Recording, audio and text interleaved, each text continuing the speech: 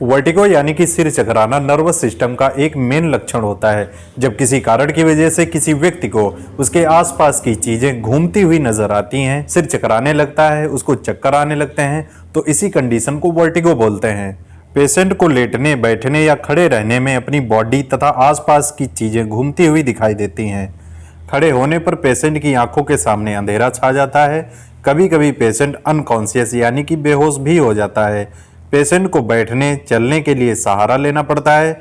जब पेशेंट को उठने, बैठने या खड़े होते समय अपने बॉडी अथवा आसपास की वस्तुएं घूमती हुई दिखाई देती हैं, तो इसी को वर्टिगो यानी कि सिर चकराना बोलते हैं।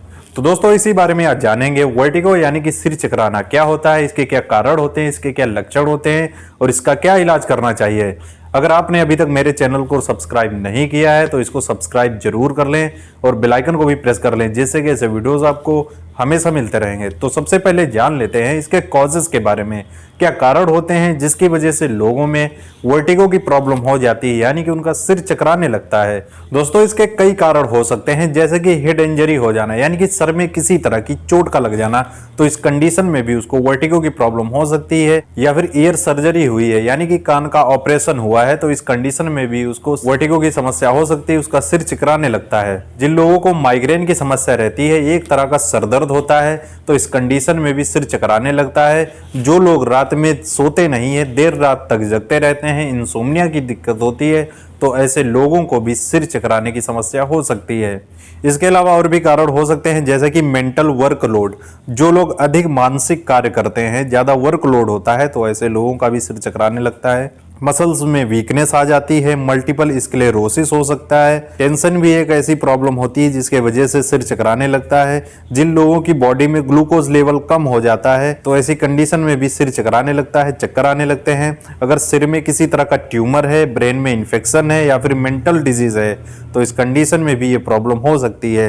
अगर किसी व्यक्ति का लो या फिर हाई ब्लड प्रेशर रहता है, तो इसी कंडीशन में भी उसका सिर चकरा सकता है।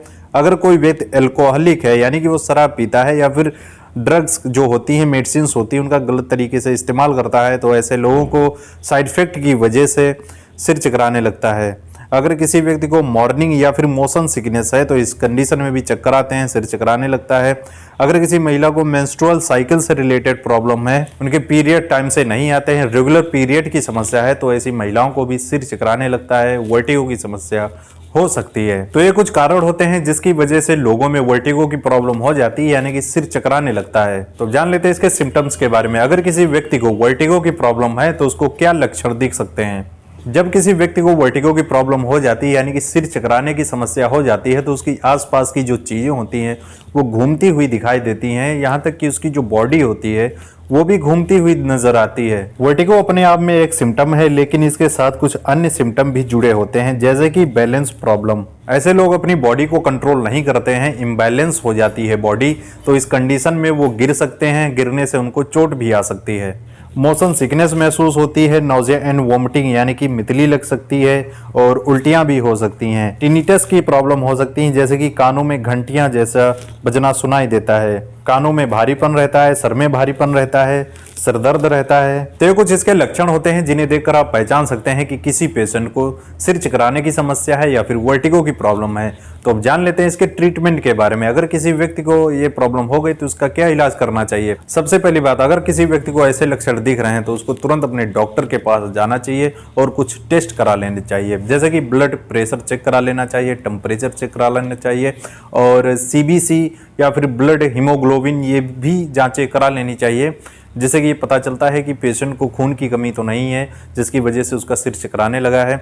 और भी कई तरह की जांचें होती हैं जो पेशेंट की कंडीशन के अकॉर्डिंग डॉक्टर करा सकते हैं। अगर किसी व्यक्ति का सिर चकराने लगा है, वर्टिगो की प्रॉब्लम हो गई है, तो उसको जो मेडिसिन दी जाती हैं, इसमें टैबलेट सिनाडोम दी जाती है, इसमें सिनारिजिन एंड डोमपेरिडोन होता है। इसकी एक गोली सुबह शाम देनी चाहिए या फिर टैबलेट स्टेमिटिल एमडी देनी चाहिए। इसमें प्रोक्लोरपेराजिन 5 mg होता है, इस टैबलेट को सुबह शाम देना चाहिए। अगर फिर भी रिलीफ नहीं मिल रहा है तो पेशेंट को इंजेक्शन स्टेमिटिल 2 ml IM यानी कि इंट्रामस्कुलर तुरंत देना चाहिए। और इसके साथ ही इंजेक्शन न्यूरोबियान 2 ml IM यानी कि इंट्रामस्कुलर देना चाहिए। इसको अल्टरनेट डे पर देना चाहिए, यानी कि एक दिन छोड़कर लगाना चाहिए। कम से कम ये 5 इंजेक्शन लगाने चाहिए।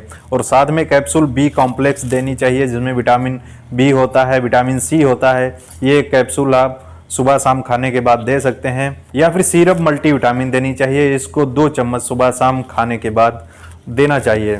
तो इतना ट्रीटमेंट देने के बाद पेशेंट को रिलीफ मिलने लगता है। अगर फिर भी रिलीफ नहीं मिल रहा है तो पेशेंट को हायर सेंटर इन्वेस्टिगेशन के लिए रिफ़र कर देना चाहिए।